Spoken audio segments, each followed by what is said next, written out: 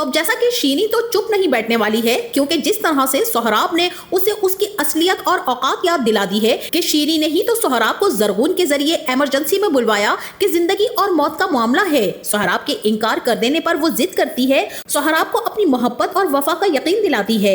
बचपन से मोहब्बत करती आई थी सोहराब से, और अब इतनी नजदीकियों के बाद सोहराब के बच्चे की माँ भी बनने वाली है। जैसे ही वो सोहराब को निकाह के लिए इंसिस्ट करती है, तभी सोहराब साफ अल्फाज में इनकार कर देता है कि ऐसा तो हो ही नहीं सकता है। अगर ऐसी कोई कहानी है तो फौरन से इस बच्चे को जाया कर दो, वरना तुम्हारा निकाह ज़रगून से करवा दूंगा। जहां सोहराब की बेवफाई और बेइतनाई देखने के बाद शीरी तो बेबस हो जाती है। उसे रोना आ जाता है कि इस घटिया शख्स के लिए उसने इतने साल बर्बाद किए, इस शख्स पर यकीन किया, और आज यही शख्स मुझे अपनाने से इनकार कर रहा है। शीरी के अंदर इंतकाम की आग जल उठेगी और वो अब फैसला कर लेगी कि या तो आर या फिर पार, जान जाए तो जाती रहे, मगर मरना ही है तो मैं सब कुछ बताकर ही मरूंगी, ताकि ये शख्स भी किसी को मुंह दिखाने के लायक ना रहे, और अब मैं इसे भी जीने नहीं दूंगी। इस शख्स के पीछे मैंने हवेली वालों को धोखा दिया, और ये शख्स तो अपनी बीवी का, अपने सगे भाइयों का, और हत्ता के अपनी जान से प्यारी बहन का भी ना हो सका, अपने खून का ना हो सका, तो ये मुझसे क्या वफा करेगा। यही सारी बातें सोचकर शीरी फैसला कर लेगी